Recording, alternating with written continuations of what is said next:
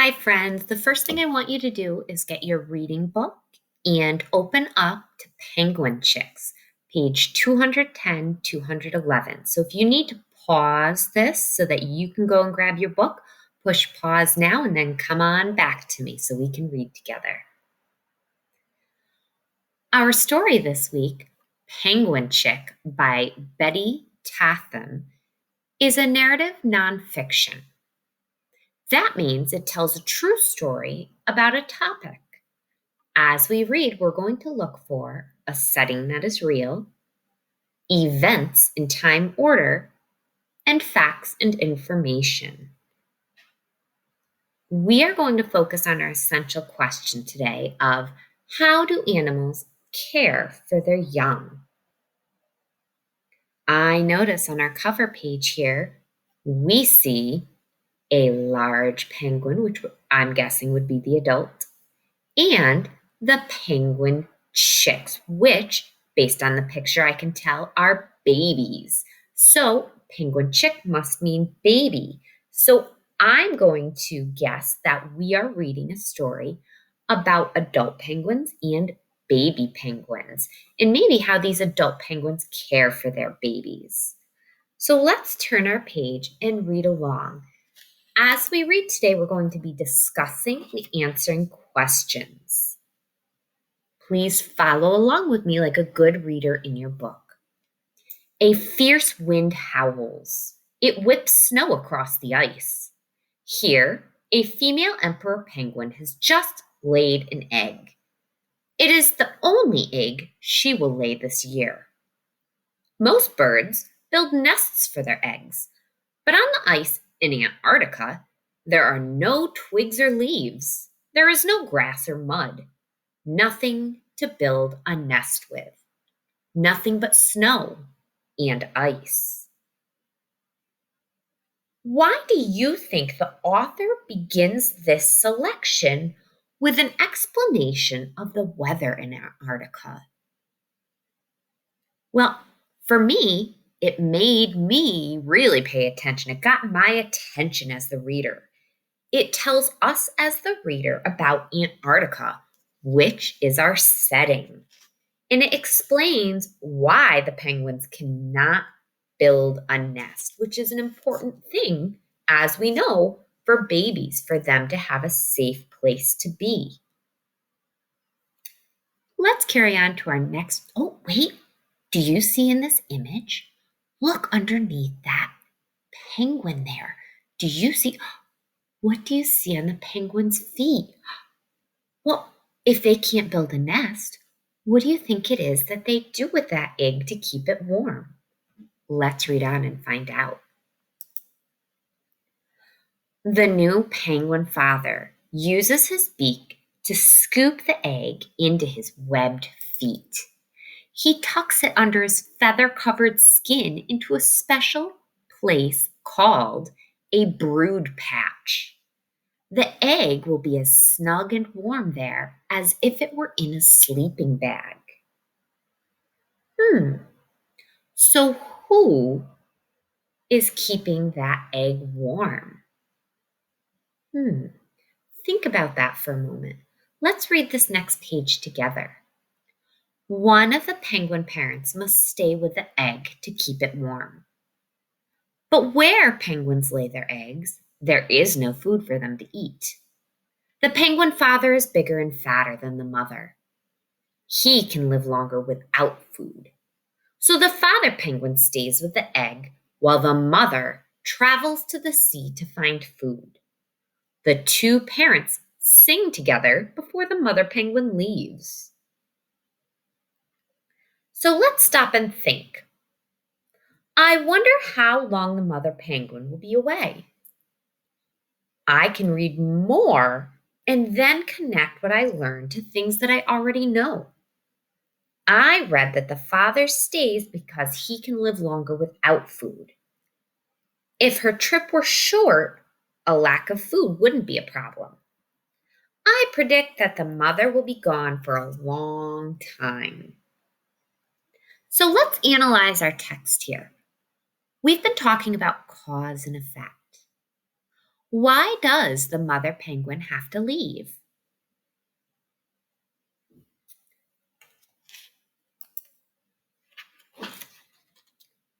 Along with many other penguins, the mother penguin leaves the rookery where she laid her egg.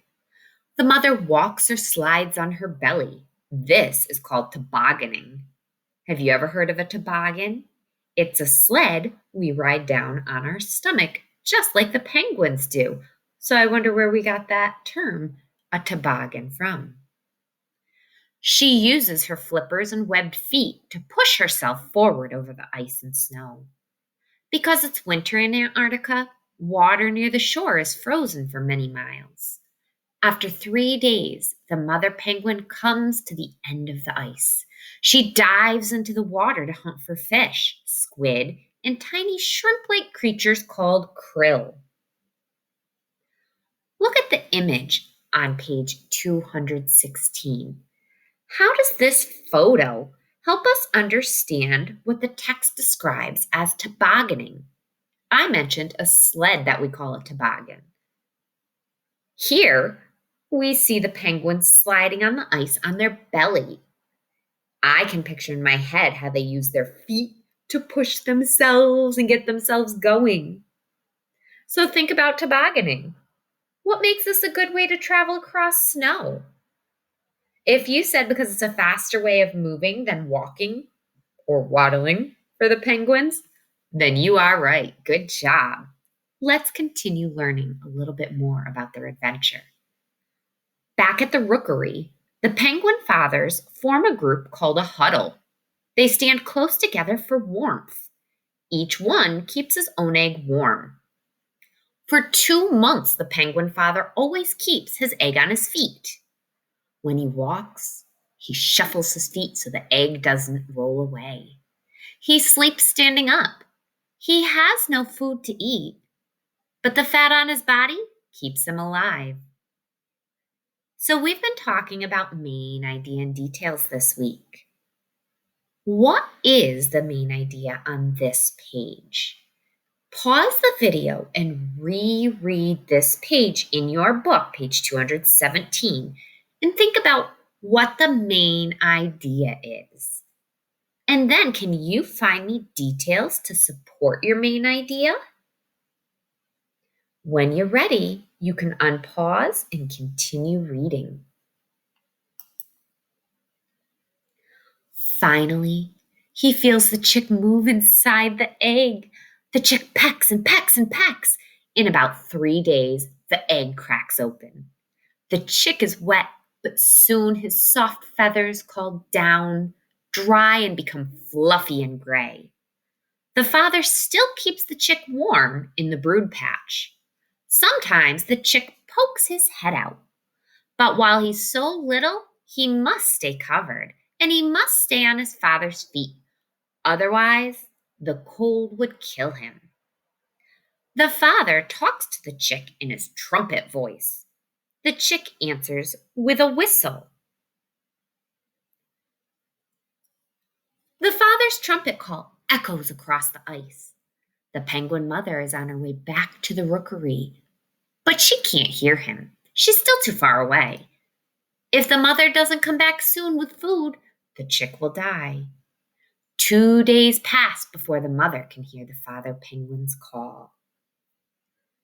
So remember, we've been talking about main idea and details. The main idea is the most important idea of a paragraph or a section that we've read in our selection. Details tell more about that main idea. Let's take a look at page 219. If we reread this page, push pause and reread this page for me and then come back to me,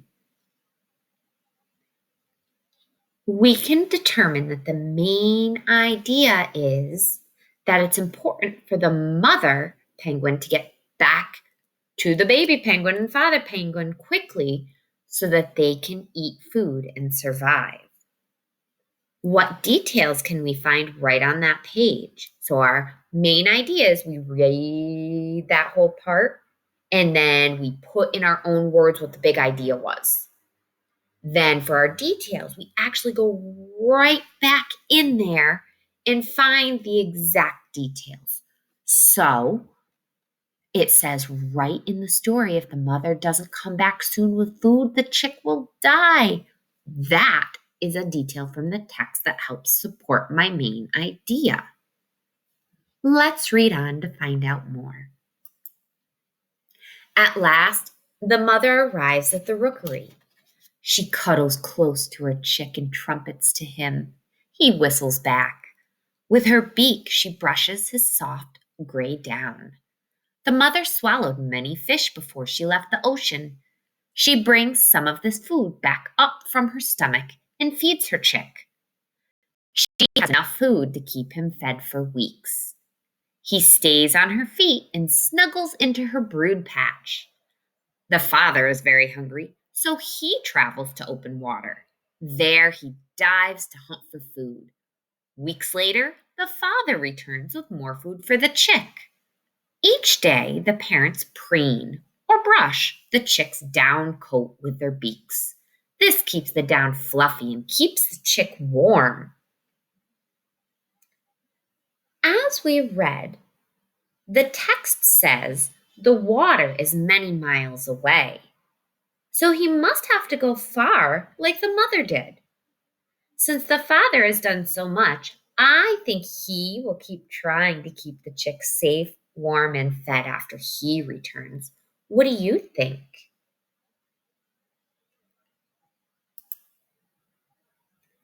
As the chick gets bigger, he and the other chicks no longer need to stay on their parents' feet. Instead, they stay together to keep warm. This group of chicks is called a crochet or a nursery. The chick now spends most of his time here, but he still rushes to his mother or father to be fed when either one comes back from the ocean.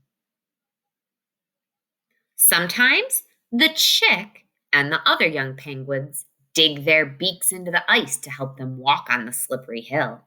They toboggan down fast on their fluffy bellies. The chicks grow and grow. After 5 months, he's grown into a junior penguin. He is old enough to travel to the ocean. Now he has a waterproof coat of feathers instead of fluffy down. He can swim in the icy cold ocean because his feathers keep him dry and warm. The young penguin spends most of his time in the water. He swims, flapping his flippers as if he were flying underwater. He uses his webbed feet to steer wherever he wants to go. He catches a fish with his beak and swallows it head first. Now the young penguin can catch his own food and take care of himself.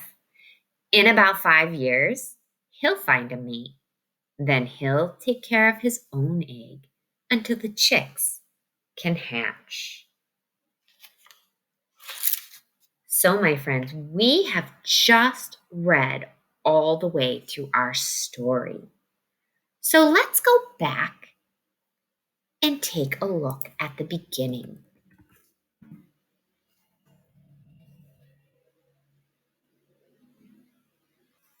If we look right, I'm gonna go back one, right here on page 214, what has just happened in this picture? What do you think the weather is like where the penguins live?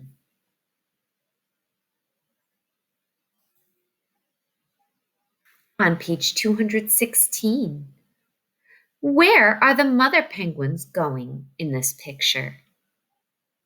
Why are they going there? Can you describe how the penguins are moving in the picture?